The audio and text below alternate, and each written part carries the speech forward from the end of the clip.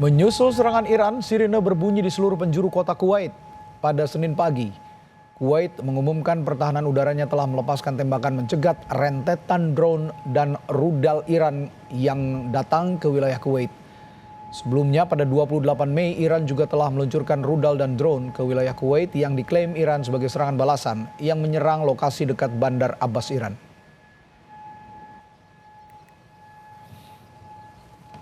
Saudara, Iran kembali luncurkan serangan balasan ke pangkalan AS di wilayah Teluk. Lalu apa makna serangan ini dan bagaimana ini memengaruhi negosiasi antara AS dan Iran? Kita bahas bersama pengamat hubungan internasional Universitas Parahyangan Kisino Bawono dan peneliti Asia Middle East Center Pizarro Gozali. Selamat malam Mas Kisino, Mas Pizarro. Selamat malam Mas Radhi, sehat selalu. Baik, saya ke Mas Kisino dulu. Mas Kisino, dari serangan ini pesan atau sinyal apa kira-kira yang ingin disampaikan Iran kepada Kuwait dan sekutu Amerika Serikat di Timur Tengah? Oke, jawaban saya kalau ditanyain gitu ya, pesan apa yang ingin disampaikan Iran, saya mungkin jawabannya akan berkaca dari serangan balasan Iran di awal periode perang ini gitu ya. Oke. Mereka mengklaim bahwa awalnya serangan-serangan itu sebagai bentuk balasan serangan kepada aset-aset Amerika Serikat di kawasan. Karena ya kalau kita bicara kondisinya, Iran tidak bisa menyerang Amerika Serikat di mainland-nya, maka kemudian mana yang bisa mereka serang ya, maka aset-aset di kawasannya, yang itu berarti ada di kawasan, ada di negara-negara sekitarnya, gitu ya, yang kemudian terdampak. Di sisi lain, saya juga melihat bahwa Iran ini ingin menunjukkan bahwa mereka masih bisa melawan, karena kan proses negosiasi masih jalan, gitu ya. Dan saya percayanya gini, ketika dalam proses negosiasi Anda menunjukkan desperation, ada menunjukkan keputusasaan atau kelemahan, kemungkinan Anda untuk kemudian didikte dalam proses negosiasi itu jadi lebih tinggi. Nah, Iran ingin menunjukkan bahwa kita masih bisa balas kok, kita belum sedesperate itu sehingga kita tidak ingin mencegah untuk mereka didikte dalam proses negosiasi ini. Paling tidak itu di muka publiknya. Lalu yang kemungkinan terakhir pesannya adalah basically menawari atau memberikan ancaman kepada negara-negara di kawasan bahwa ya janganlah lagi menjadi perpanjangan tangan dari Amerika Serikat. Karena ya mau tidak mau aset mereka yang aset AS di kawasan yaitu yang digunakan oleh AS untuk menyerang ke Iran. Saya rasa jawabannya begitu. Oke, baik. Tapi begini, saya ke Pak Mas Pizarro. Dibandingkan dengan awal-awal serangan, Mas Pizarro, Anda melihat bagaimana pertahanan negara-negara Teluk sekarang? Apakah memang jadi lebih rapuh sekarang ini? Iya, sebenarnya Mas Radhi ya, ini serangan yang dilakukan oleh Iran, sebenarnya ini juga nggak lepas dari grand design situasi di wilayah Libanon pada hari ini ya, di mana ini yang terbaru bahkan Netanyahu mengancam meminta izin kepada Donald Trump untuk mengebom Beirut ya, sebagai alasan untuk menumpas Hizbullah. Jadi serangan yang dilakukan Iran kepada wilayah Kuwait sebagai basis pangkalan Amerika Serikat, saya kira itu juga termasuk dari grand besar tersebut. Karena antara Iran melihat antara Amerika Serikat dan Israel itu satu koin yang sama, itu tidak bisa terpisahkan. Dan ini kan pelanggaran gencatan senjata seperti itu. Makanya kemudian mereka melakukan serangan kepada Kuwait. Dan memang situasi negara-negara Timur Tengah hari ini memang rapuh ya. Makanya kan satu persatu udah mulai nggak mau tuh dijadikan tempatnya sebagai basis serangan. Saudi, Prince Sultan seperti itu. Kemudian Qatar itu juga sama. Hingga kemudian akhirnya serangan itu mengarah ke Kuwait karena Iran menilai bahwa Kuwait basisnya Air Salam itu masih menjadi basis serangan dilakukan Amerika Serikat kepada Iran. Oke. Saya kembali ke proses negosiasi yang tadi disinggung juga, sempat disinggung oleh Mas Kisino. Ini dampak terhadap negosiasi AS Iran.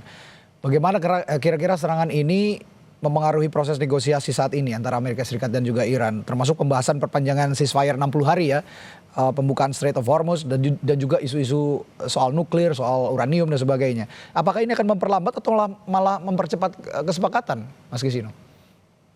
Oke. Terkait apakah mempercepat atau memperlambat, ini hanya Tuhan yang tahu, atau at least di balik layar gitu ya. Karena saya pikir pihak Iran maupun Amerika Serikat, atau bahkan juga dalam hal ini Israel, mereka tidak menunjukkan kelemahannya di publik mereka masing-masing, atau bahkan paling tidak ke umum gitu ya. Karena mereka butuh menjaga image, sehingga mungkin itu akan hanya terekspos di backroom deals. Maka kemudian apa yang terjadi ke depannya, entah diperlambat atau dipercepat gitu ya, tapi yang jelas proses perundingan ini jadi fragile. Secara umum kondisinya akan tetap rapuh sih. Karena apa? Karena kemungkinan untuk kemudian ada eskalasi lagi itu selalu mungkin terjadi. Karena kita, tadi juga menyambung omongannya Mas Pizarro gitu ya, bahwa dalam hal ini kita tidak hanya bicara tentang Amerika Serikat dan Iran, tapi kadang juga harus menyinggung Israel. Gitu ya. Karena ya harus diungkapkan lagi bahwa ada kekuatan lobby dari Israel untuk kemudian mempengaruhi keputusan yang diambil di Gedung Putih, yang mana entah itu untuk berperang atau tidak berperang. Dan dalam hal ini saya melihat ini masih fragile. Walaupun juga ada kabar gembira gitu ya, bahwa menurut Al Jazeera, Menlu Araghchi dari Iran itu menyatakan bahwa proses negosiasi masih jalan kok, walaupun ada hostilities, walaupun kondisinya tidak ideal. Walaupun di sisi lain juga ada klaim yang agak negatif dari Fox News. Mereka mengklaim satu media namanya Iran International. Ini saya juga masih ragu bisa dipercaya atau tidak, karena ini juga Fox News gitu ya. Presiden Iran Masoud Pezeshkian itu katanya mengajukan surat pengunduran diri. Nah, ini masih harus ditunggu apakah benar terjadi atau enggak. Karena kalau memang benar dia mengundurkan diri, artinya ada goncangan di politik domestik Iran. Dan kalau itu disetujui oleh Mujtaba Khamenei, nah nanti kita juga harus melihat bahwa ke depannya yang menggantikan beliau itu orang yang lebih keras atau orang yang lebih lunak. Karena nanti pasti akan mempengaruhi proses perundingannya. Oke. Ya, tadi kan oleh Mas Pizarro diakui ya bahwa sistem pertahanan ataupun pertahanan negara-negara Teluk ini vulnerable, rentan gitu. Nah, bagaimana yang ini saya tanyakan sekarang, bagaimana ini mengaruhi persepsi kekuatan Iran di mata aktor-aktor regional seperti yang Anda sebutkan tadi, Saudi Arabia, Uni Emirat Arab, atau bahkan Israel sendiri yang masuk juga masuk kategori negara Timur Tengah. Apakah ini memperkuat atau justru melemahkan posisi Iran? Iya, kalau kita lihat Iran tampaknya dia sudah tidak lagi punya banyak pilihan selain melakukan perang. Karena jangan lupa Mas Radhi, tekanan hawkish ya, kelompok-kelompok garis keras di Iran itu bahkan sebenarnya itu menolak negosiasi. Karena mereka punya trauma berkali-kali negosiasi, berkali-kali diplomasi, itu kemudian teruntuh dan bahkan dikhianati sepihak oleh Amerika Serikat. Saya kira kemudian itu yang membuat Iran kemudian meningkatkan kapasitas militernya untuk bertarung secara panjang. Dan problematikanya ialah ketika negosiasi ini berlangsung antara Iran dengan Amerika Serikat, ingat Mas Radhi, itu tidak hanya bicara tentang Trump. Kalau Trump seringkali mengulang, repetisi mengatakan saya membutuhkan kemenangan untuk dijual di publik Amerika Serikat, itu publik Amerika Serikat itu bisa 3 layar tuh Mas Radhi. Pertama, Partai Konservatif Republik yang selama ini sangat keras kepada Iran dan tidak mau ada diplomasi yang menguntungkan Iran. Kedua, donornya Donald Trump seperti IPAC ya, kelompok-kelompok lobby pro-Zionis yang selama ini sudah berinvestasi bagi kemenangan Donald Trump, sudah berinvestasi bagi kemenangan Republik, dan dia butuh konsesi di mana kemudian Iran itu benar-benar dilumpuhkan. Dan ketika sekutunya Amerika Serikat itu Netanyahu gitu. Ini juga menjadi hal yang bermasalah gitu. Karena serangan yang dilakukan sekarang Netanyahu kepada Lebanon itu jelas-jelas upaya mensabotase agar tidak terjadi kesepakatan Amerika Serikat dengan Iran. Ingat, bagi Iran kesepakatan antara Iran dengan Amerika Serikat itu include Lebanon, itu include Hizbullah. Ketika kemudian serangan yang dilakukan antara Israel kepada Hizbullah dilakukan bombardir, maka kemudian itulah yang dilakukan Iran juga untuk melakukan serangan balasan kepada Amerika Serikat. Oke. Kembali ke serangan yang menargetkan pangkalan militer AS di Kuwait. Mas Kisino, Iran kan mengklaim serangannya menargetkan pangkalan militer AS di Kuwait ya. Tapi alih-alih ini serangan yang memberikan dampak yang vulnerable terhadap negara-negara Timur Tengah termasuk juga Kuwait. Kuwait ini menyebut Iran melanggar kedaulatan katanya begitu. Nah, akankah ini pihak yang terlibat dalam perang ini justru akan semakin meluas, tidak hanya AS dan Israel saja, tapi meluas ke negara-negara lain di Timur Tengah? Oke. Apakah ini akan meluas ke negara-negara lain gitu ya? Jawaban saya sementara itu masih kecil karena saya berasumsi bahwa negara-negara di kiri kanan dari Iran ini cukup rasional. Mereka punya perhitungan bahwa kalau mereka ikut perang kali ini melawan Iran bersama Israel, bersama Amerika Serikat, nanti cost and benefit-nya kayak apa? Biaya dan keuntungannya kayak apa? Saya melihat bahwa sekarang kondisinya ini masih sangat costly, tapi tanpa benefit yang jelas. Perang ini nggak tahu sampai kapan akan selesainya. Ini bisa jadi kayak Irak 2.0 gitu ya.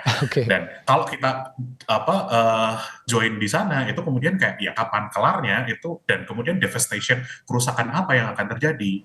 Dan kalaupun menang, itu kemudian benefitnya apa? Itu yang masih tidak jelas. Akibatnya ya, saya berpikir bahwa mereka tidak akan ikut berperang at least secara terbuka, tanpa ada justifikasi, tanpa ada pembenaran yang tidak bisa disangkal lagi, gitu ya. Dan sementara walaupun ada serangan-serangan dari Iran, saya rasa ini masih sekedar simbolis.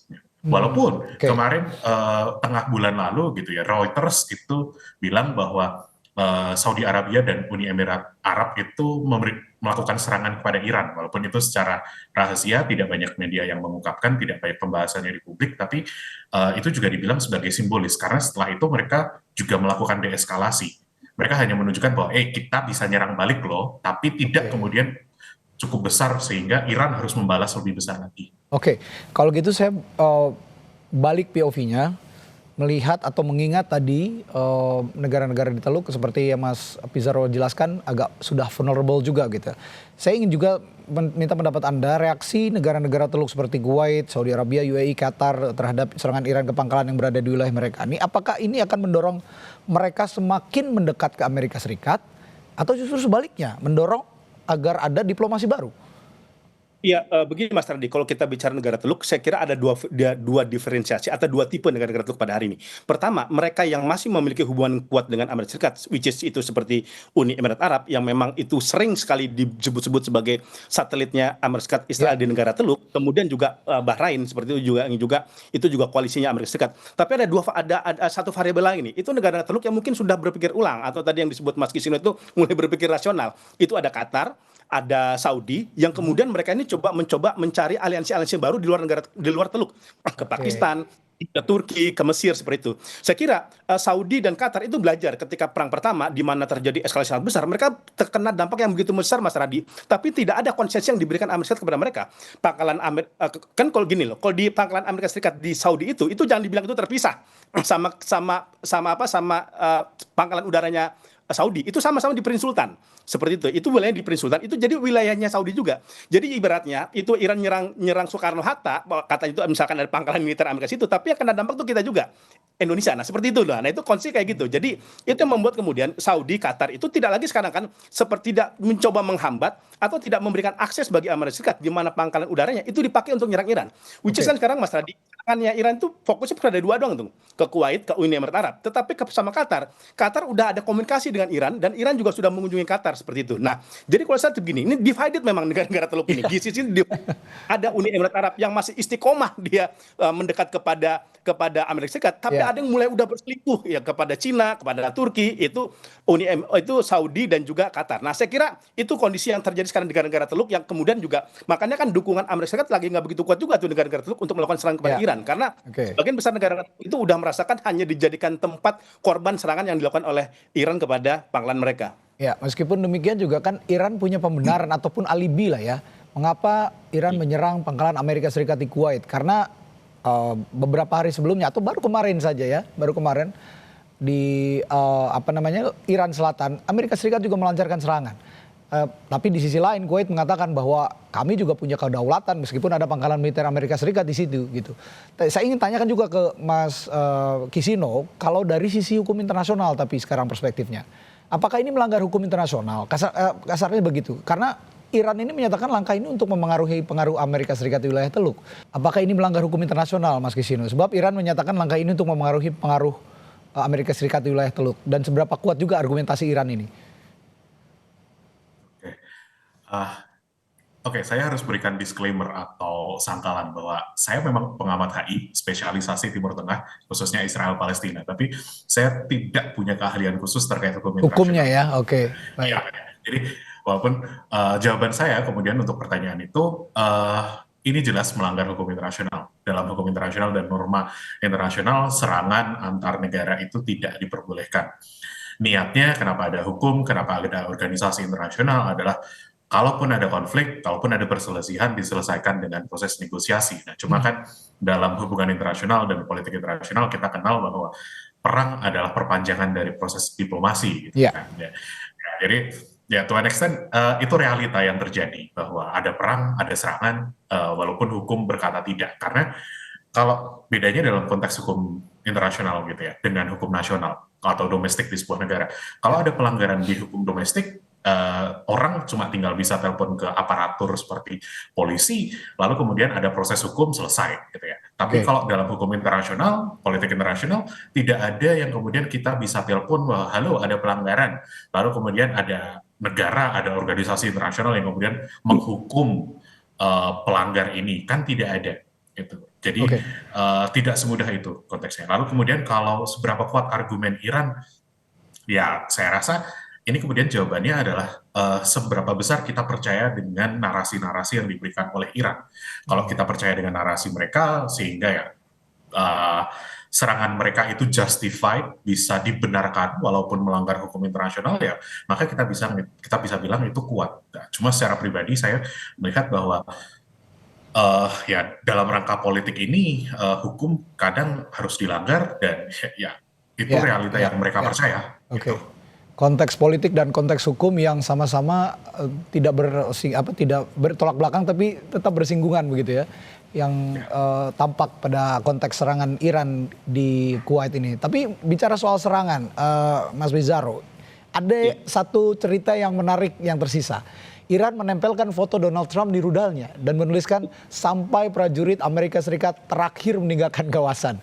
Nah, apakah ini sinyal Iran akan lebih agresif pada serangan-serangan ke depannya atau bagaimana?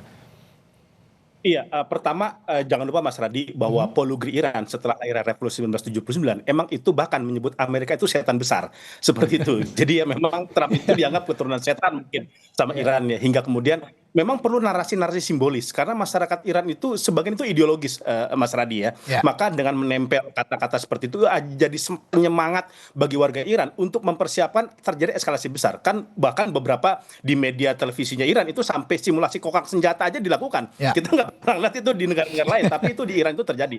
Dan memang kalau kita lihat salah satu tuntutan negosiasi di Iran itu kan memang ialah tidak ada lagi boleh Amerika Serikat memiliki kekuatan di Timur Tengah atau melakukan serangan kepada Iran. Jadi menurut saya itu pesan memang penegasan ketika di dalam diplomasi itu garis merah bahwa Amerika Serikat tidak boleh lagi menganggap Iran sepele, tidak boleh lagi secara sepongah melakukan serangan kepada Iran dan lain sebagainya, dan mereka siap melakukan pertempuran secara panjang. Saya kira dari narasi-narasi, dan ini kan bukan hal yang baru Mas Ardi, kalau kita lihat polugrinya Iran yang melakukan peperangan misalkan dengan Israel, dengan Amerika Serikat, ini udah sekian kali yang mereka tempelkan seperti itu membuktikan memang tampaknya jalan diplomasi, negosiasi itu memang sangat sulit sekarang terwujud. Walaupun kemarin sudah mendekati kesepakatan, tapi tiba-tiba dirubah. Dan itulah yang kemudian yang membuat Iran itu kenapa kemudian tidak begitu sangat percaya dengan Amerika Serikat. Mereka mengalami trust deficit yang sangat kuat ketika mau masuk kepada negosiasi. Belum tentu negosiasinya berjalan, kalaupun terjadi kesepakatan diplomasi, belum tentu disepakati juga oleh Amerika Serikat. Karena kan terbukti kan, ada kesepakatan tiba-tiba dilanggar, ada kesepakatan dihianati. Saya kira itulah pesan-pesan yang ingin disampaikan Iran kepada Washington terkait serangan yang dilakukan kepada pangkalan Amerika Serikat di Kuwait. Oke. Analisis yang menarik dari Anda, Mas Bizarro. Tapi kembali ke Mas Kisino, sebenarnya seberapa besar pengaruh serangan ini terhadap isu kunci negosiasi? Karena tadi sempat menyinggung soal negosiasi juga, saya tanyakan hal ini. Seperti misalnya program nuklir Iran, pencabutan sanksi dan pelepasan aset Iran yang dibekukan. Seberapa besar pengaruhnya? Saya rasa kalau sekarang kita melihat seberapa besar pengaruhnya, ini masih belum cukup matang gitu ya untuk melihat pengaruhnya. Saya harus ulangi bahwa sekian kali diwawancara saya selalu bilang bahwa eskalasi itu bagian dari negosiasi. Kadang harus menunjukkan bahwa kita belum desperate gitu kan. Nah, jadi ini masih jadi proses negosiasi, ini masih alot, sementara memang laporannya bahwa dua pihak ini masih belum bisa mendapatkan kata setuju titik tengah untuk beberapa isu besar seperti sanksi, seperti aset yang dibekukan, lalu termasuk nuklir dan enriched uraniumnya Iran ini. Jadi sementara saya harus bilang bahwa ini masih harus ditunggu matangnya, karena kita bicara dengan dua rezim yang penuh dengan narasi-narasi yang kadang itu susah dipercaya, penuh dengan klaim-klaim yang cukup extraordinary, sampai nanti pada akhirnya kedua klaim ini kemudian sama. Jadi kayak Amerika bilang bahwa ini gini, Iran bilang hal yang sama, maka itu berarti titik temu sudah terjadi. Tapi sayangnya kita kan belum di poin ini. Betul. Selalu bertolak belakang begitu ya, klaim-klaim yang dilancarkan oleh Amerika Serikat dan juga Iran. Oke, Mas Bizarro, saling serang antara AS dan Iran dan juga Israel ini kan sudah berlangsung kurang lebih 4 bulan lah ya, kurang lebih 4 bulan. Nah, menurut Anda bagaimana perang ini akan mengubah arsitektur pertahanan negara-negara Teluk ke depannya? Meskipun tadi sudah dijelaskan sebenarnya sudah mulai vulnerable arsitektur pertahanan di negara-negara Teluk ini. Iya, ini yang kalau kita lihat ya, sebenarnya tidak hanya dalam konteks terjadi perang Amerika Serikat dan Iran, ketika terjadi genosida Gaza, Mas Radi, itu negara-negara Teluk itu sudah mulai berpikir. Mereka tampaknya pertama perlu membuat arsitektur pertahanan mereka, kedua tampaknya tidak begitu bisa bergantung lagi kepada Amerika Serikat. Oke. Kasus serangan Israel ke Qatar misalkan, Mas Radi, itu kan benar-benar itu menjadi presiden bagi negara-negara Teluk bahwa ternyata Israel bisa loh nyerang negara-negara Teluk, dia nyerang Doha. Yang pertama, jangan lupa Doha ini masih sekutu Amerika Serikat dan itu tempat negosiator antara Israel dan Hamas. Itu pun diserang, apalagi misalkan negara-negara yang punya kapasitas geopolitik nggak sebesar Doha nih, misalkan Bahrain, misalkan kemudian Oman gitu. Kan Oman ini makanya juga kondisinya sangat kritis gitu. Oman itu kan terjepit oleh dua raksasa gitu ya, ada Amerika Serikat dan Iran. Makanya Oman itu kenapa dia nggak mau normalisasi sama Israel sama sekarang? Kan itu sangat sangat beresiko bagi mereka gitu. Dan ini kemudian akhirnya beberapa negara-negara Teluk ya, bahkan tadi saya katakan pasca serangan Israel kepada Palestina, itu bahkan sudah mulai berpikir pertama memperkuat al-Susanya, kemudian mencari negara-negara lain yang kira-kira itu bisa saling bekerja sama. Arab Saudi misalkan bikin fakta pertahanan sama Pakistan tuh. Kenapa Pakistan? Dia punya nuklir gitu ya. Walaupun Pakistan mungkin secara ekonomi itu tidak sekuat Saudi, tetapi dia punya nuklir. Kemudian sekarang misalkan Turki udah mulai mengundang negara-negara Teluk untuk join kepada pertemuan NATO. Bukan masuk NATO-nya Mas Radi, tapi masuk kepada pertemuan-pertemuan NATO. Karena kan Turki kita the biggest second troop ya kan, di wilayah di sana gitu. Dan ini saya kira ini yang membuka cakrawala negara-negara Teluk bahwa bukan tidak mungkin setelah selesai Iran nih, bukan tidak mungkin itu Mas Radi, itu bisa nyerang negara-negara mereka. Misalkan Israel sudah bilang Turki bisa menjadi Iran yang baru untuk dijadikan sasaran serangan oleh Israel. Makanya Israel itu bahkan ketika terjadi genosida Gaza, dia udah memperkuat anggaran pertahanan ya untuk kemudian kalau kemungkinan ada pecah potensi perang nih antara Israel dengan Turki itu di wilayah Suriah seperti itu. Itu juga misalkan Qatar itu udah diusulkan misalkan sama parlemennya Israel sama oposisi Israel itu untuk dijadikan musuh barunya Israel tuh. Bayangkan, padahal Qatar ini itu hanya negara kecil, dia selama ini tidak banyak terlibat perang, kalaupun membantu Gaza itu kebanyakan bantuan kemanusiaan, itu pun dijadikan sasaran. Saya kira fakta-fakta ini, agresi liarnya Israel dan perang di Timur Tengah, itu membuat negara Teluk sekarang mulai berpikir ulang untuk meningkatkan alutsistanya dan kemudian tidak lagi kemudian berharap bersama Amerika Serikat untuk dijadikan sebagai sandaran keamanannya. Kan sekarang misalkan Mesir udah beli pesawat Chengdu itu dari Cina gitu ya. Negara-negara Timur Tengah juga sama, udah mulai melipir tuh kepada Cina. Saya kira ini yang terjadi kondisi pertahanan dan psikologis nuansa kebatinan negara-negara Teluk sekarang.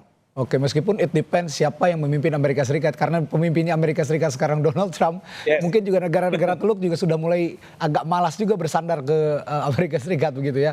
Beda cerita nanti kalau memang setelah ada pemimpin yang baru mungkin akan kembali bisa menjalin kerjasama dengan Amerika Serikat, negara-negara Teluk. Baik, perspektif yang menarik dari kedua narasumber saya. Terima kasih Mas Kisino Bawono, pengamat hubungan internasional Universitas Parahyangan dan peneliti Asia Middle East Center Pizarro Ghazali. Selamat malam Bapak-bapak, selamat beristirahat, sampai jumpa kembali. Oke, terima kasih.